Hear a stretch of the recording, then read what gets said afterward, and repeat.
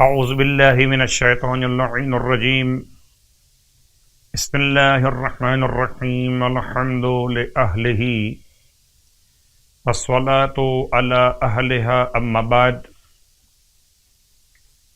ماہ شعبان المعظم کے فضائل اور اعمال کے سلسلے میں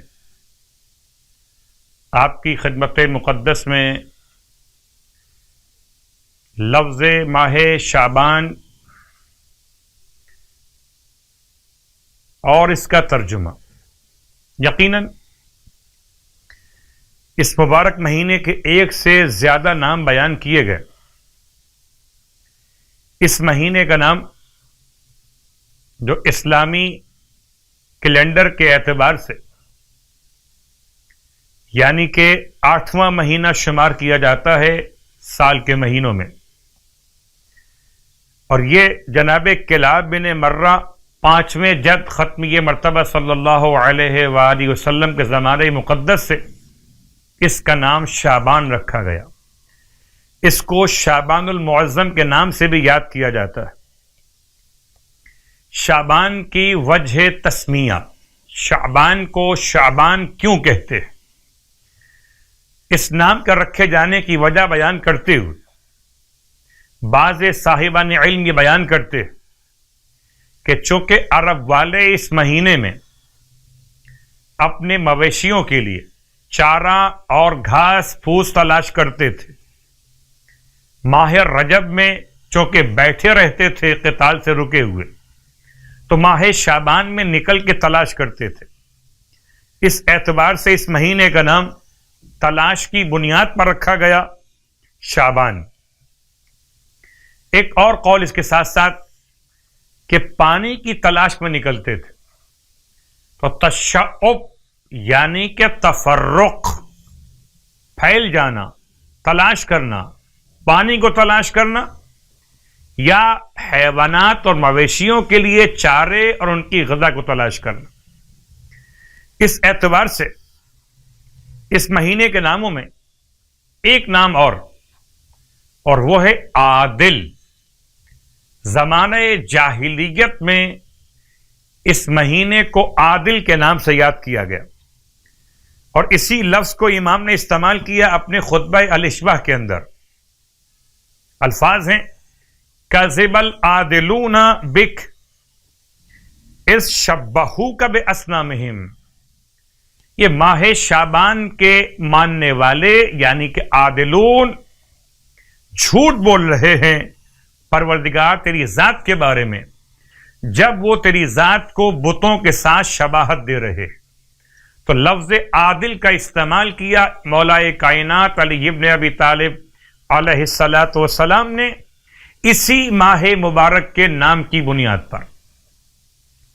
تفصیلات پہلی شب کی مناسبت کے ساتھ سرکار ختمیہ مرتبہ صلی اللہ علیہ وآلہ وسلم ارشاد فرماتے ہیں، ابن عباس راوی کہ رسول خدا کے اصحاب آپ کی بارگاہ میں ماہ شعبان کے فضائل کے متعلق پیغمبر کی بات سماعت کر رہے تھے۔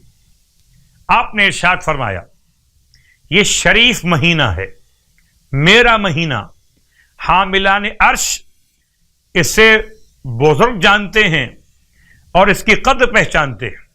اس مہینے میں ماہ مبارک رمضان کے لیے مومنین کے رزق میں اضافہ کیا جاتا ہے، اللہ اکبر، اور جنتوں کو آراستہ کیا جاتا ہے۔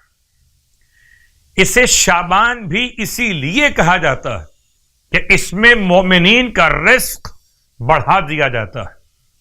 اس مہینے کے اعمال 70 مرتبہ دگنے کر دیے جاتے ہیں، برائیاں ختم ہو جاتی ہیں، گناہ مٹ جاتے ہیں، حسنات قبول کیے جاتے ہیں۔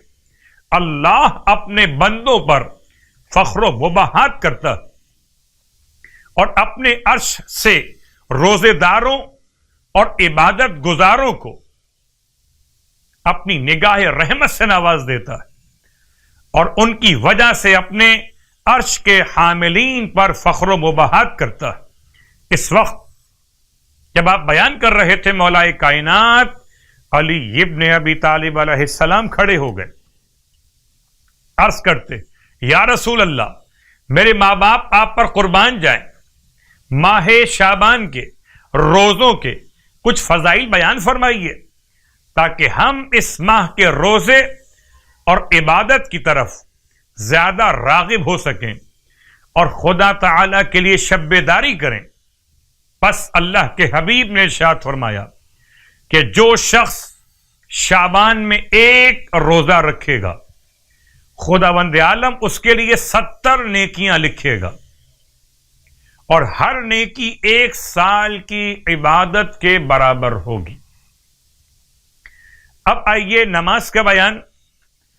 تو پہلی نماز شب اول کے اعتبار سے سرکار ختم یہ مرتبہ صلی اللہ علیہ وآلہ وسلم ارشاد فرماتے کہ اگر کوئی شخص پہلی شب ماہ شعبان میں 100 رکعت نماز پڑھے، یعنی کہ 2 رکعت کر کے 50 نمازیں پڑھے، نیت شب اول ماہ شعبان قربتاً الی اللہ، یہ اپنی نماز قضاء عمری، ہر رکعت میں الحمد کے بعد اگر مستحب نماز پڑھ رہا ہے تو ہر رکعت میں الحمد کے بعد 1 مرتبہ سورہ اخلاص تلاوت کرے، اور نماز تمام کرنے کے بعد سورہ الحمد کو 50 مرتبہ تلاوت کرے۔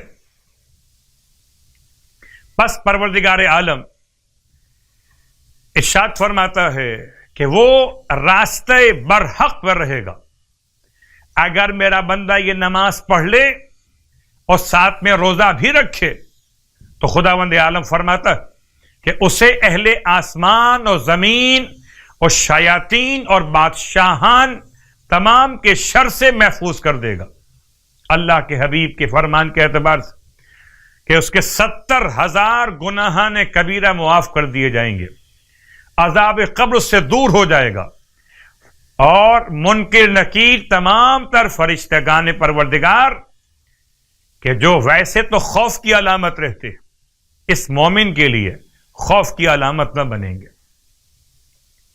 اس حالت میں قبر سے باہر آئے گا کہ اس کا چہرہ 14ویں رات کے چاند کی طرح چمک رہا ہوگا، پل صراط کو ایسے عبور کرے گا جیسے بجلی کوند جاتی ہے، اس کا نامہ اعمال اس کے دائیں ہاتھ میں دیا جائے گا۔ نماز 100 رکعت نماز، ہر رکعت میں الحمد کے بعد 1 مرتبہ سورہ اخلاص، اور نماز مکمل کرنے کے بعد 50 مرتبہ سورہ الحمد کی تلاوت۔ دوسری نماز شب اول کی، یہ نماز ہے 12 رکعت نماز، اللہ کے حبیب کی بارگاہ مقدس۔ ارشاد فرماتے کہ اگر کوئی شب اول ماہ شعبان 12 رکعت نماز پڑھ بجا لائے، یعنی کہ 6 نمازیں 2 رکعت کر کے، ہر رکعت میں الحمد کے بعد سورہ اخلاص کی تلاوت 15 مرتبہ، تو خداوند عالم اسے 12,000 شہیدوں کا ثواب عطا کرتا ہے، اور اس کے لیے 12,000 سال کی عبادت کا ثواب لکھا جاتا ہے۔ اس کے گناہ اس طرح سے معاف ہو جاتے کہ جیسے روز ولادت گناہوں سے پاک پیدا ہوا ہو، اور خداوند عالم اس کے لیے قرآن کی ہر ایک آیت کے مطابق بہشت میں محل عطا فرما دیتا ہے۔ شب اول جناب زینب کبریٰ کی آمد، اور اس میں کوئی شک نہیں کہ جناب زینب کبریٰ کی آمد باعث برکت، باعث رحمت۔ اگر بیٹی مصطفیٰ کے گھر ہو تو تفسیر کوثر بن جائے، اور اگر بیٹی مولائے کائنات کے گھر ہو تو علی کی زینت قرار پائے۔ پروردگار ہم سب کو ماہ شعبان کے اعمال، روزے اور نمازوں کے لیے توفیق عطا فرمائے، آمین۔